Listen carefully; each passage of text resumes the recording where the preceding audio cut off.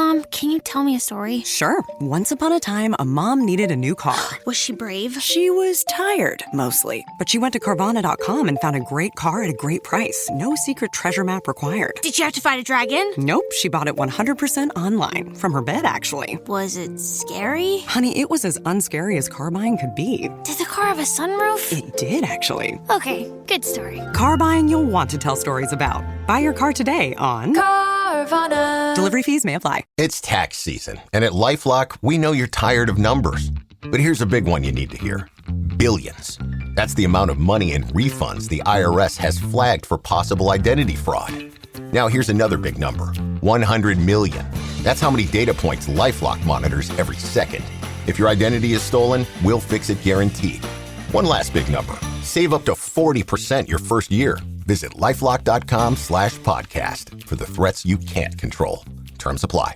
K-pop Demon Hunters Haja Boys Breakfast Meal and Huntrix Meal have just dropped at McDonald's. They're calling this a battle for the fans. What do you say to that, Rumi? It's not a battle. So glad the Saja Boys could take breakfast and give our meal the rest of the day. It is an honor to share. No, it's our honor. It is our larger honor. No, really. Stop. You can really feel the respect in this battle. Pick a meal to pick a side. Ba-da-ba-ba-ba. At participating McDonald's while supplies last. Where is Daredevil? I'm right here. Don't miss the return of Marvel Television's Daredevil Born Again. So what's next? I feel liberated. We're gonna take this city back. Over medicated. In an all-new season, now streaming only on Disney+. They're hunting us. It's time we started hunting them. I can work with that. This should be tons of fun. Marvel Television's Daredevil Born Again, now streaming only on Disney+. Kraft Mac and Cheese is better than 90s hip-hop. We'll remind you of your childhood without making you feel incredibly old. Kraft Mac and Cheese. Best thing ever.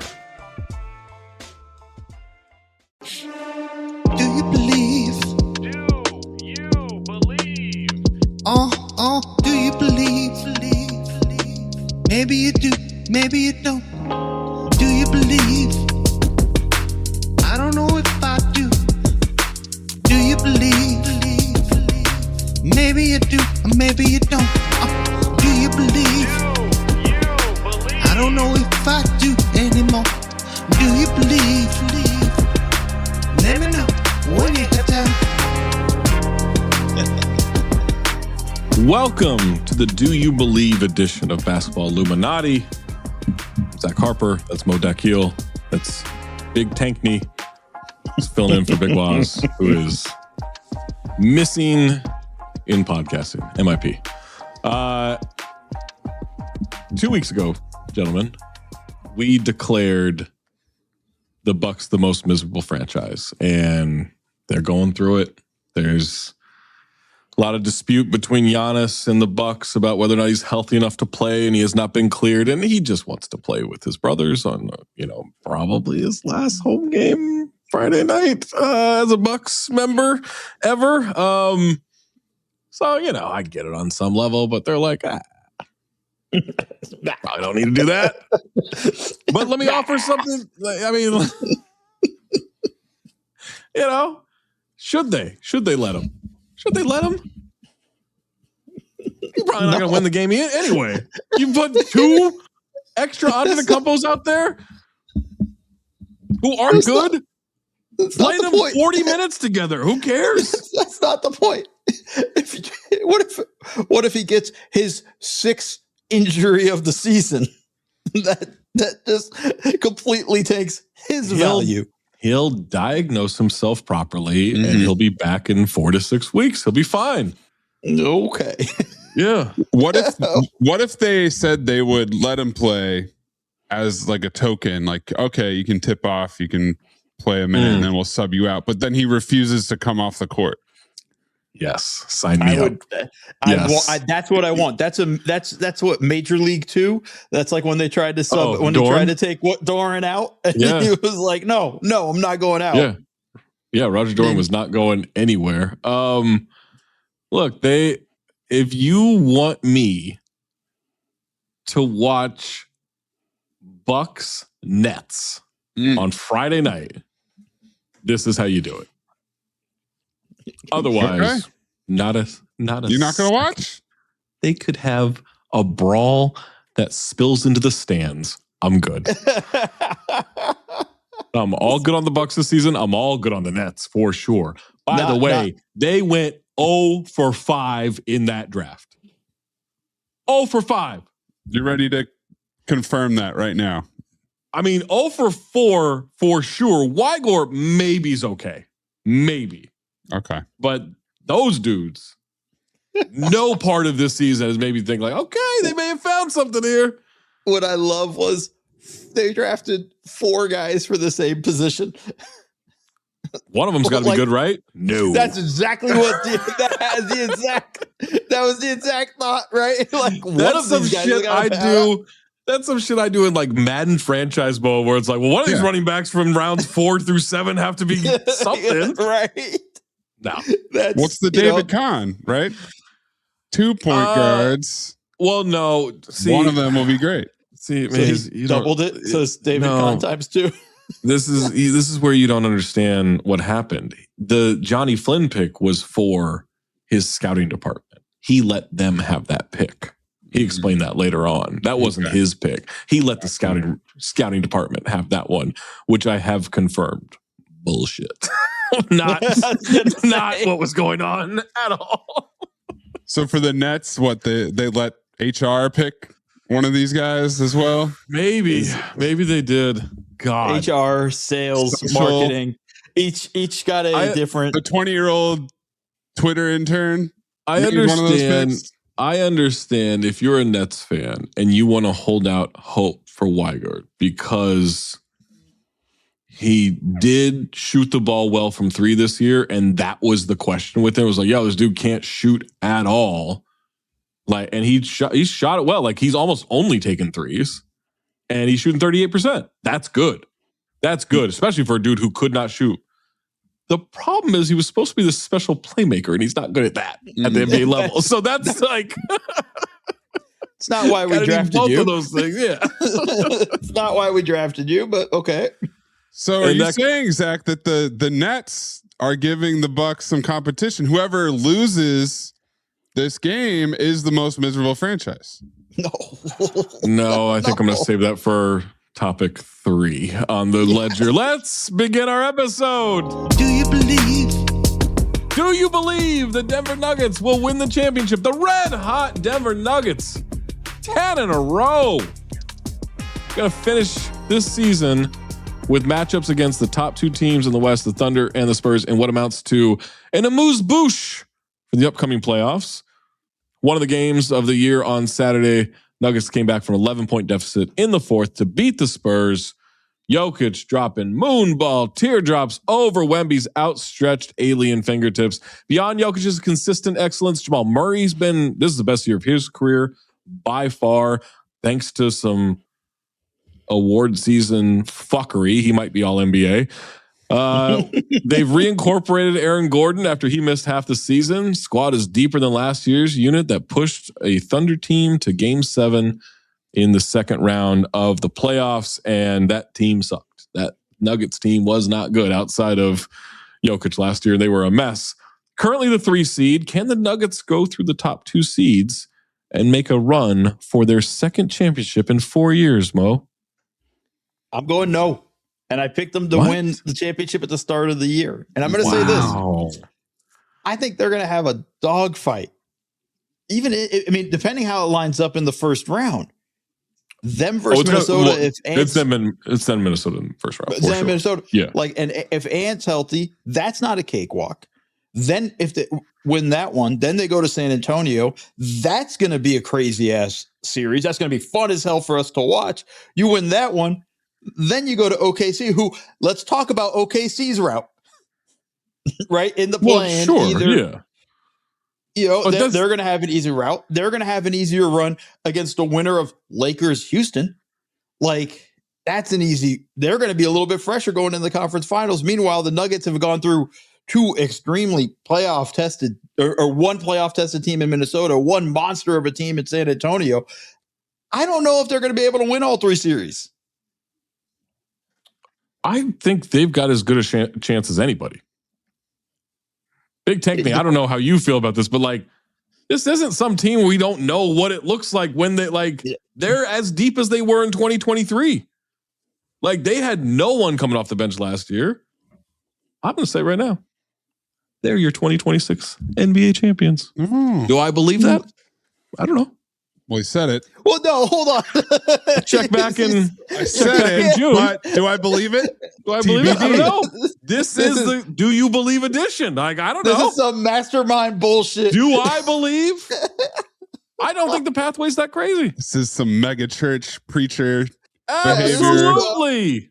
Donate to the cause. Nuggets Has for the that championship. donation played around? Will it make it to the Nuggets? I don't know. Who knows? That's not for me to determine. I think it is pretty amusing to me that they do play the Thunder and Spurs in what essentially are meaningless games. But like, I just want to know, like, what's the mentality going in that for all the teams involved? Are you trying to leave stuff off the table? Are you giving like 75% effort? Or the only question for the Spurs is, will Wemby play in that game, right? Is that the last game of the season or second to last game of the season? I think it's the They have Thunder first and then Spurs, so it's the last game. I'm assuming but for the Spurs. No. Well, they all have the last game of the season. So it's Sunday. They're not good. Sunday is the Spurs. Sunday everyone plays. Yeah. I'm assuming Wemby plays Friday to get himself to 65 games, and then there's no need to play on Sunday. If Denver should have, they pretty much wrapped up the 3 seed, but well, if they lost both of those games and the Rockets won out, then the Rockets could pass them. It's not locked in yet, but it's not locked in. Yeah. And if the Spurs don't play Wemby, then it's essentially an exhibition game, right? And I don't know. I mean, the Spurs team's pretty good without Wemby now. You know, they won yesterday without Wemby or Castle. Houston. Okay, so Houston has Philly tonight, Minnesota on Friday. Minnesota's got nothing to play for, so they'll probably rest their guys. Memphis on Sunday. Like, it's very possible. Houston might win out. Lakers won't, but Houston might. Well, Lakers do. Do play Utah. Yeah, they do have Utah still. Competitive game. I heard somebody said they should just put Luka in for 20 minutes in that game because Utah's not trying to win. They're not going to attack him. He just needs to be on the floor for 20 minutes. He doesn't. Yeah. Gamesmanship aside, even if they somehow found their way into the 4 seed, that just means that they have to play the Thunder earlier. Sure. And the Thunder are the bigger challenge for them than the Spurs. I think if they matched up with the Spurs, I think it'd be very fun. I think it'd be very competitive. I could see the Nuggets winning that series. Yeah. Fairly confident in that. And then breaking news, 10:35 into the podcast. Big Waz, sorry, I forgot to tell y'all I'm in Colombia. Now that is big Tanky right there. That is phenomenal. That is A+ level. He's probably at another international wedding because that's all that Waz seems to do is go to international weddings. Or do we think he's with Paul Pierce? Ooh. If he's with Paul Pierce, he might not be coming back. I hope he's not with Paul just for the hopes of he's going to make it back. Oh my God. You could not have had a funnier text from him. No. That possible. was perfect. That was perfect. That's great. And timing, everything. So I'm going to say no team is going to give the Thunder a more competitive series than the Nuggets. Agreed. And if they're healthy, I think the Nuggets will take down the Thunder. OKC's not healthy. Right, but I don't think I'm not going to disqualify San Antonio saying they're not going to give. I think it's neck and neck between them and Denver to give OKC an extremely competitive series. But if they don't even play him, You know, Right, but I'm like just if they're saying, the 2 if it's- seed and they play the Nuggets and they lose, they wouldn't even play them. They'd have to get through the Nuggets probably to play them. Of course, So. yeah. And I think that's, but I just think they can also give the Thunder, they can legitimately beat the Thunder also in a playoff series, is my viewpoint. But you said Denver can't. I said, I don't think Denver can if this is the route they have to take. It is the route they have to take. If they, by some miracle, drop the 4, which we just kind of talked about, and Houston surpasses them. They're not dropping. But if they did, I actually think I'd like the Nuggets. But, okay. So you don't want to see Denver go through San Antonio and then have to play the Thunder. I think whoever in that 2-3, if it's San Antonio, Denver, I think it's going to be a bloodbath right there. I think that's a 7-game series right there that just wears you the fuck out, and then you go to OKC and have to deal with them, and that's the Thunder that's have potentially taking care an of easier route, and then the have Rockets or Lakers in 5 games. Yeah, and then they're on their way. You know, they're rested, they're ready to go. Maybe the first game is a bit rusty, but after that, they're rolling. That, to me, it's the route that you're taking that I think is the hardest part. I don't think that not for Denver. That matters to San Antonio, to me, who's never been in this before. Denver's been in this. Denver's a healthy hamstring away last year from giving the Thunder a real game in Game 7. And that, again, that team sucked. Yes. That team was not good. They were up. Now they're good. They were up 3-2. It was, I think so. And then they lose the game in Denver. And then we saw how Game 7 went. But like, I just think, to me though, I still think that matters though, Zach, even for how good they are. And obviously having been there and everything, it still matters in terms of like just your first round matchup against Minnesota, a team that has constantly given them trouble. Now this Minnesota team's vibes are pretty bad. They've lost they've lost control of the rope. Like they've lost the hold of the rope. Like and I have legitimate concerns about Anthony. Yeah. So I mean, it's if that's an easy series, then sure. Like I think they can do it's it. Gonna be easy, but like all of a sudden San Antonio has this like championship pedigree. Like as great as Wemby is, Jokic is still the best player in the world and the toughest matchup in the world. But it's not. No one has an answer for him. It's not about pedigree, but this is a team that has a legitimate chance to win a championship. Like for the Spurs, like they have a legitimate chance to win the championship. This team's good enough to win the championship. They should not be above a healthy Denver team or a healthy Thunder team. I think they're neck and neck with Denver. Healthy. I think they're neck and neck. I don't know. Like Denver's like. I don't know why we always talk about how much experience matters, and now all of a sudden it doesn't because the Spurs are the shiny new object. Because of aliens. It's fucking alien. Because we're seeing something we've literally never seen before. I mean, I had that question for you guys a few weeks ago. Like, no team has ever gone from not being in the playoffs ever to going to the finals. And right. Like I get it. Like Wemby may be the guy who says like that doesn't matter because he is so special. That would be a very cool byline in his history absolutely. Record. And I don't want to completely rule it out, but like we're talking historic thing that has not happened. Yeah. Even the Thunder got to a second round and like then weren't, had to learn from that. Like what, because De'Aaron Fox went to a playoff series. Like this playoff experience does matter. But like this Denver team's done it. So like Phoenix's run to the finals doesn't matter at all. Right? Chris Paul edition. What do you mean Phoenix? Like, what does that have to do with it? Well, like they weren't in the playoffs. They hadn't made the playoffs for a few years. But Chris Paul, they make a run to the finals. Like, and did they win a championship? Like, no, but they were up 2-0 and then Amin completely fucked them over. No, they were the Suns. That's what happened. But they got to the finals. It's not a matter of that. Like they got to the finals in a pandemic shortened season.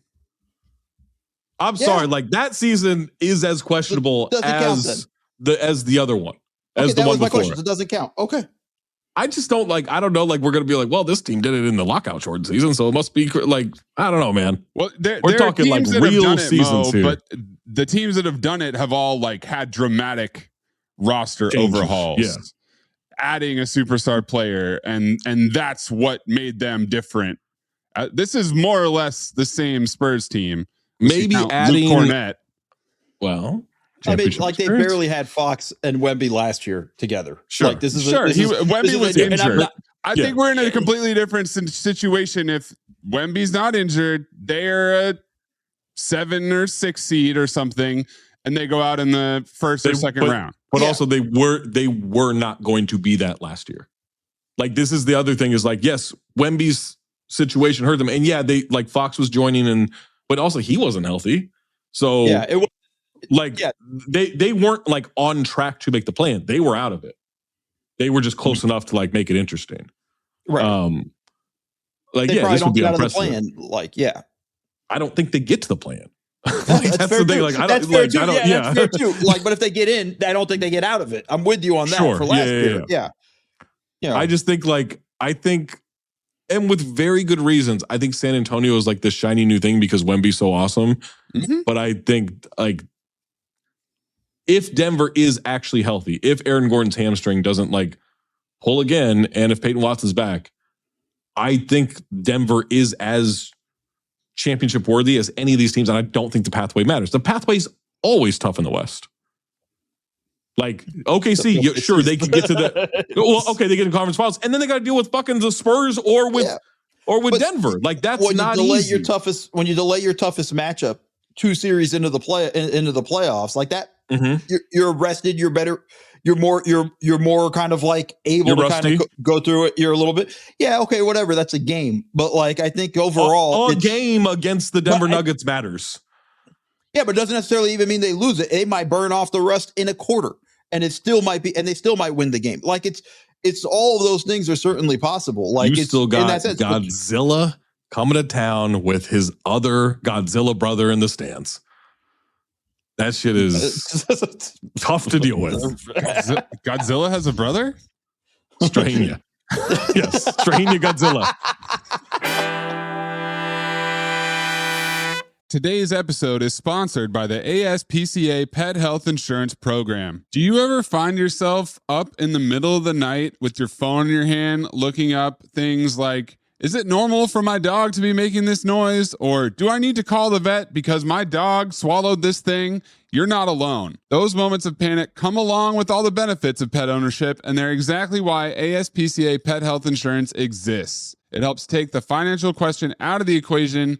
So if you have a feeling about something, you can focus on getting your pet healthy and taking them to the vet instead of stressing over the cost. Plus, when you enroll in an ASPCA pet health insurance plan, you could get a $25 Amazon gift card. It's a little treat for you while you're doing something great for your pet. Because big vet bills never show up when it's convenient, do they? To explore coverage, visit aspcapetinsurance.com/dings, D-I-N-G-S. That's aspcapetinsurance.com/dings. Eligibility restrictions apply. Visit aspcapetinsurance.com/Amazon terms for more info. This is a paid advertisement. Insurance is underwritten by either Independence American Insurance Company or United States Fire Insurance Company and produced by PTZ Insurance Agency Limited. The ASPCA is not an insurer and is not engaged in the business of insurance. Hello, listener.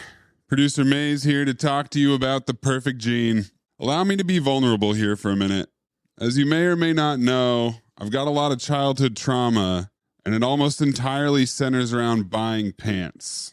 As a lifelong sufferer of tall man syndrome, I've never been able to find a pair of pants that fit in the store.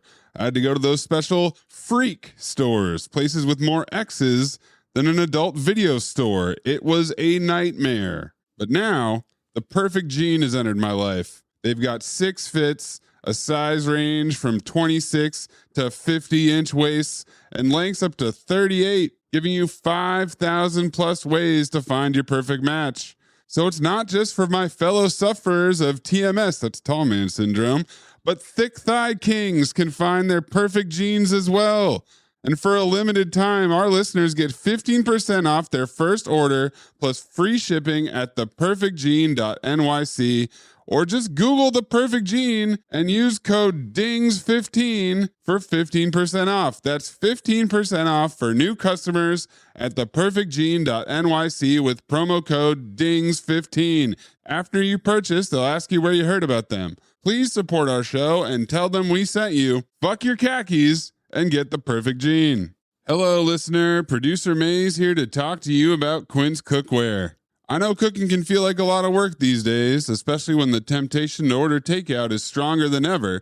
But trust me when I say that quality cookware makes a big difference in your experience cooking at home. Quince has got top-tier pots and pans, like my favorite, the extremely versatile and easy-to-clean 3-quart stainless steel sauté pan that you'd expect to find at a luxury store, but for 50 to 60% less. You heard me right. High-quality materials for half the price. How could such a thing be possible? Well, Quince works directly with manufacturers, cutting out the middlemen and passing the savings on to you. Now, Quince even carries fine wine, from Napa Valley Vineyards to Dom Perignon Champagne, enough to fill the Nile. Ho-ho! So what are you waiting for? Upgrade your kitchen with Quince. Go to quince.com/dings for free shipping and 365-day returns. Now available in Canada too. Go to QUINCE.com/dings, DINGS, for free shipping and 365-day returns. Quince.com/dings. This episode is brought to you by Ferrero. Soccer's biggest stage is approaching, and Ferrero is making it easy to go all in. Pick any 2 Ferrero brands from Kinder Bueno to Ferrero Rocher, and you could win the $1 million grand prize, plus an exciting range of daily and weekly prizes. Don't miss your shot. Official rules apply. Learn more at goallinandwin.com. It's Deck Days at Lowe's, and the savings are stacked. Right now, pros get 15% off all in-stock composite decking from top brands like Trex, TimberTech, and Decorators. Plus, get a free DeWalt 20-volt max 5-amp-hour battery when you buy a select DeWalt tool. The deck's stacked in your favor with brands pros trust. Our best lineup is here at Lowe's. Valid through 4/22 while supplies last. Selection varies by location. Hey listener, it's Zach Harper, Amin Al-Hassan, and Anthony Mayes of Cinephobe. You may be asking yourself, what is Cinephobe? Amin, would you like to fill in the people? Cinephobe is the podcast where Zach and I watch movies that are poorly rated on Rotten Tomatoes and try to ascertain. We're trying to ascertain? Yes. Okay. Ascertain. Whether or not they're accurately poorly rated, or maybe they didn't get a fair shake. Cinephobe, produced by this guy, Anthony Mayes. Hey, that's me. I produced this show. I also watch the movies, even though that wasn't included in the description, and I also ascertain. This month is... Wow! Whoa. Oh, Maze, why'd you say that? Supercharge it so that this promo can remain evergreen. I feel like explaining a little bit more. In 60 seconds? I don't know. Maybe I don't bring attention to it. Assuring people like, look, if you listen, you're going to get it. Just give it time. That's a good promo. Just listen to it. Give it time. You'll figure it out. Is this the promo right now? Isn't it? Okay, I think we got it. Cinephobe. Wherever you get podcasts. Do you believe? Do you believe Cooper Flagg is Rookie of the Year over the weekend? Flagg made some serious noise in the competitive race with fellow Blue Devil Con Knipple by becoming the youngest player in NBA history to score 50 points. Then followed up becoming the first rookie with back-to-back 40-plus point games since Allen Iverson. First rookie since Wilt Chamberlain to put up 95 points in consecutive games total. Wilt did it 5 times. While Cooper has outpaced Con in pretty much every counting stat, points, rebounds, assists, Knipple is significantly more efficient, maintaining the highest true shooting percentage of any rookie in history that scored at least 18 points per game. Subscribe to the Bounce. Plus, Knipple has played in 11 more games. Charlotte has won 18 more games than the Mavericks. While Cooper is the best player in the class, that's not necessarily meaning he's the best rookie season. So, Mo, who is your Rookie of the Year? It's really close. Both guys are incredibly deserving. I'm still going with Con Knipple for the totality of the whole season and everything he's done through the whole thing. And the the fact that the true shooting percentage is absolutely absurd and leads the NBA in made threes, right? Like you and I think a while back, Zach talked about like, there's no way he can get to 300 made threes. He's not going to, but he's still relatively close, like in that range where you're like, fuck, like I didn't even think that part was attainable in terms of made threes at this point in the season. Cooper's been phenomenal. If he wins it, I have no problem with it. I think he's closed the gap, especially with the way it's been the past few games and that weekend run and everything. Mm-hmm. But I'm still just going to go totality of the whole season. I'm going with Knipple. Big technique. It's tough, man. I was looking up the true shooting stuff today, and the people he's competing with for greatest rookie true shooting is like Brandon Clark. Is that right? Who is like relatively there's like Zion's up there. Yeah. Magic Johnson, who I think just took layups. Like it's this was true shooting percentage is like the DeAndre Jordan sort of like exactly. His agent would always flash that when it came to the contract time. Khan's true shooting is 0.001 lower than Steph Curry's first MVP season. Mm-hmm. Like what he's doing as a rookie does not make sense. He's also taking, like, I think the stat I had today was Cooper's taking 3.7 more shots per game to score like 2.7 more points per game. So, like, yeah, Cooper's leading in scoring. And I guess on some level it matters, Mays, like, to be allowed to take those shots, those extra shots. But, like, the point differential is not that far. And I saw when you were breaking it down on the bounce, you're like, all right, they're both statistically interesting. They've both been narratively very impactful. Yeah. And then it comes down to like team. But the problem with that, I guess, to me, is that it's not Cooper's fault that he stepped into such a disaster of a situation. And like if you swapped him, Cooper would be much more efficient on the Hornets. He'd be able to showcase some of the defense that I think kind of gets ignored because his team isn't trying. Like it's really tough. If it comes down to like the 11 games missed, I think that's kind of the strongest argument to me. Yeah. But in terms of like, if you look back and you say, wow, Cooper Flagg wasn't the rookie of the year. Sure. In 5 to 10 years, I think to me, he's the bigger story. Like we did not expect him to have this type of offensive impact at 19. He's my rookie of the year. It's razor thin. And I hope they're both awesome for their whole careers. And that this is a constant like, wow, look at these two guys from this draft class. And that's their legacy. It's interesting you make that if we look back in a few years and like how can't believe Cooper didn't win Rookie of the Year in 2013. Wait, we've made mistakes in the past? Well, I wouldn't say a mistake necessarily, but the unanimous Rookie of the Year in 2013 was Damian Lillard, who had a great year. Yeah. Anthony Davis did not get a first place vote. He finished second in the voting. Interesting. Interesting. In 2021, LaMelo Ball won Rookie of the Year over Anthony Edwards. Oh. You know, it doesn't always head that way. Scotty Barnes, that was a weird one. Him and Evan Mobley and Cade Cunningham. That was a weird season, man. What about the Michael Carter Williams season? That was an awful class. There was him. I was gonna say, it was Oladipo. Trey Burke finished third. Mason Plumlee finished fourth and got 2 first place votes. Those were all correct. His brothers. His brothers. The Ben Simmons year, he won it, obviously as a redshirt freshman, but he beat out Donovan Mitchell and Jason Tatum. You know? Well, who was a better rookie? That's a good point. We've got some curious decisions in the past, but I mean, Tyreek Evans beat out Steph Curry. How do you, Zach? You're a big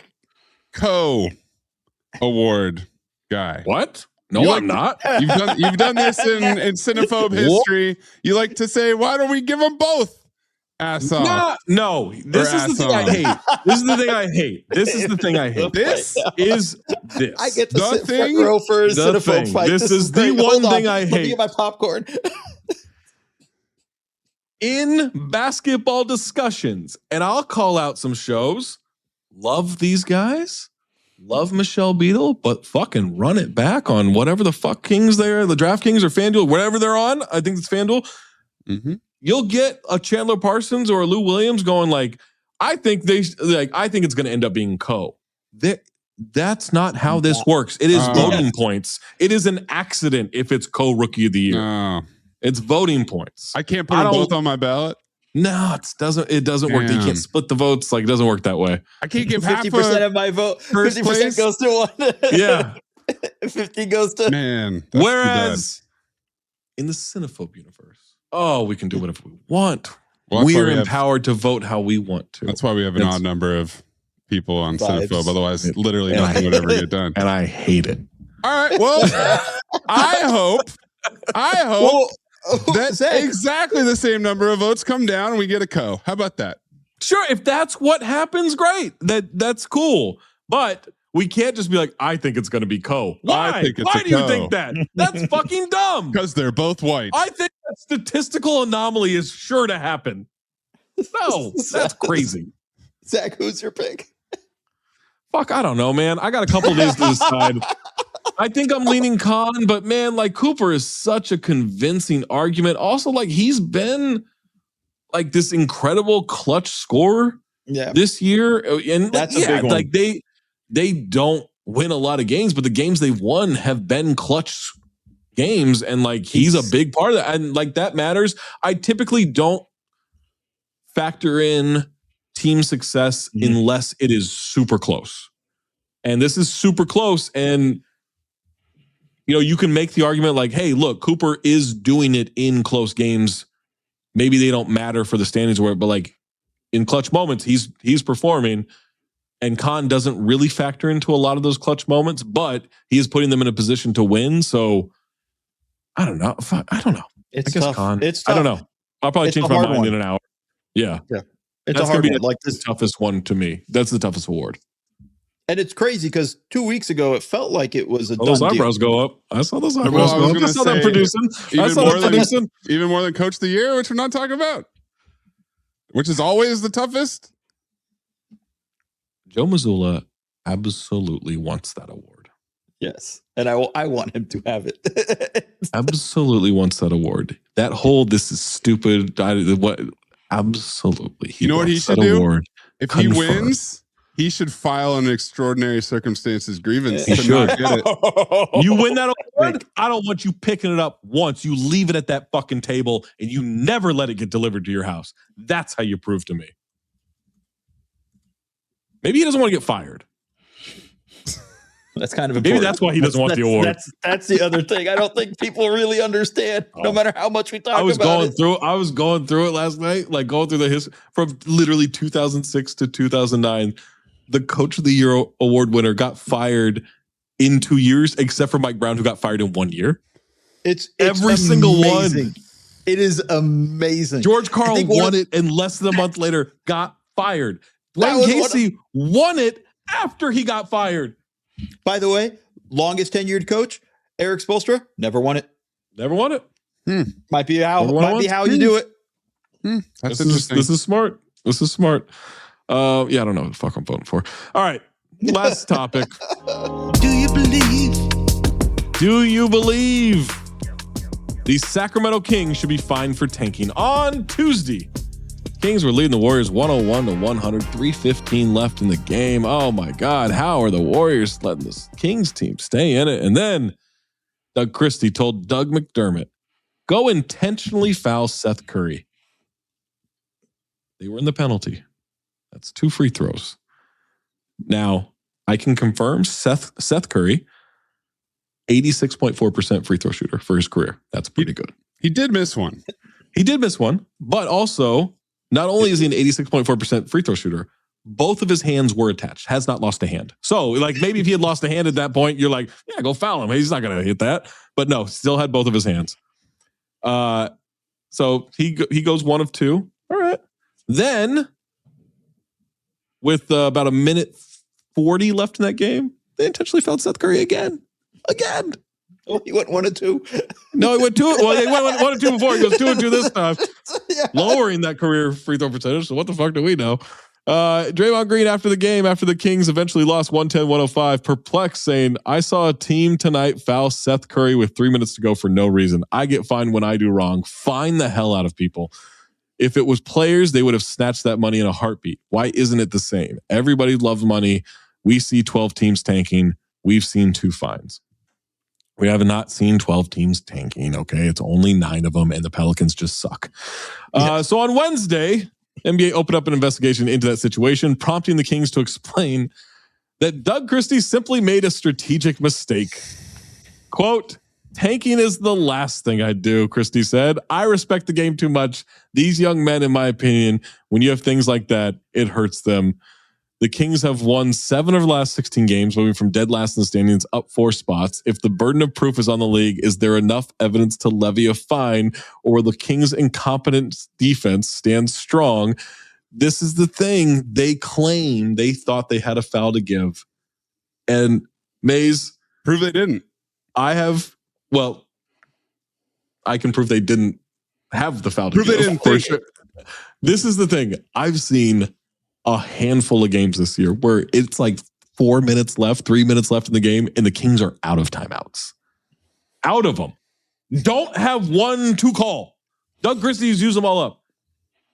I kind of believe this defense. It is the only other team I would believe this with is the Wizards. Mm-hmm. I'm kind of buying it. This is the C block of our show. This is the A block of my mind. I have not been able to stop thinking about this whole situation. First of all, Draymond is 1,000,000% right. For sure. Find these motherfuckers. Yes. You take the money from the players. Tanking. Take the money from the teams. And they only find the Pacers, so it didn't look like they were picking on the Jazz. Yes. So he's 1,000,000,000% on the money. Take the money away from these teams. That would help everything. If they actually had oversight, they actually find people, they actually held people accountable in their wallets, which is what this is all about, it would help a lot. But the goddamn Kings are so incompetent that not only do I think that they might have fucked this up genuinely, they fucked up taking to the point where now they are no longer the worst record in the league. So they're clearly not trying to tank. They've been better than all the tanking teams. So if they are tanking, they're incompetent at tanking. And if they're not tanking, they're just regular incompetent. They win by losing. That's who they are. They can't do anything right, guys. Doesn't matter. Doesn't matter what they're doing. They can't do anything right. We started the show with who's the most miserable team. The Kings they don't qualify. When we talk miserable teams, I've taken them out. They're in a different existing plane, right? Like it's that's how bad it is. Whoa, hold on. Breaking news regarding this subject. Oh, shit. This is Shams giving the NBA statement. Quote, the NBA has completed an investigation of the Sacramento Kings and head coach Doug Christie's decision to foul intentionally late in the team's game against Golden State Warriors on April 7th. The league's investigation determined that Christie mistakenly believed the Warriors were not in the penalty and therefore instructed his team to foul in an attempt to stop the clock and utilize one of the team's remaining timeouts. The investigation found that Christie made no intentional effort to give the Warriors a shooting foul or to cause the Kings to lose the game. Checkmate, bitches. Do you mistakenly believe the Kings are just too stupid to do anything right? Confirmed by the league. My favorite part, I bet Doug Christie's their coach next year. He is by far one of the worst coaches out there. Now, he doesn't have a lot to work with at this point in the season. But he did earlier. But that was a team that was in the play-in last year, or like vying for the play-in, right? Yeah, they made the play. Yeah. They lost to the Mavericks. Yeah, that is a. I know that. I mean, I've had a cantankerous relationship with Kings fans my entire life. You haven't chummied it up with them? Have not chummied a second with Kings fans, and I'm at the point now. I legitimately like, please just let something good happen to this fan base. Please. It's so bad, dude. Which is maybe the meanest thing I could say about, like, it was like, you guys, this is so bad that I'm praying there's some relief here. I'm praying for you. I honestly, yeah, I'm praying for you. Like, give them something to enjoy. There's between him and Brian Keefe, it's the two worst coaches. Oh my God. In the NBA ever, by the way, like right in the mix. Well, hold on.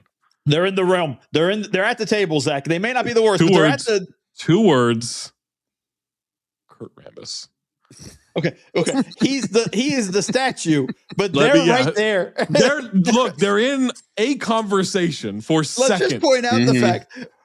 Bam had 35 or was it 31 points in the first quarter, and he didn't double until the fourth quarter.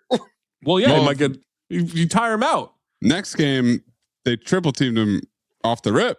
So that's right. They adjusted their scouting report. Kicking your ass. But back to Doug Christie. Like, this is just, there is no way. The moment all this stuff happened, I go like, no, this is all Doug Christie.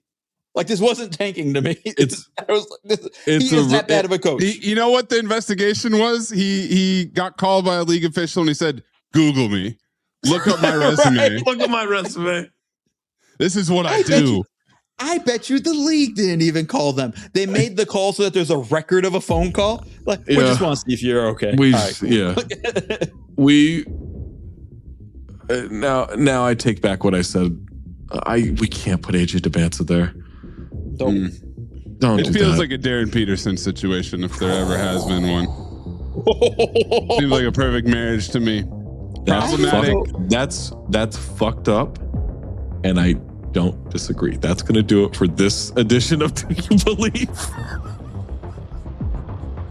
For Big Tank Knee, for Dakhil, for Waz in Colombia. Two breaking news segments today. I'm stunned we got a text back. Oh, shit. He must have just landed.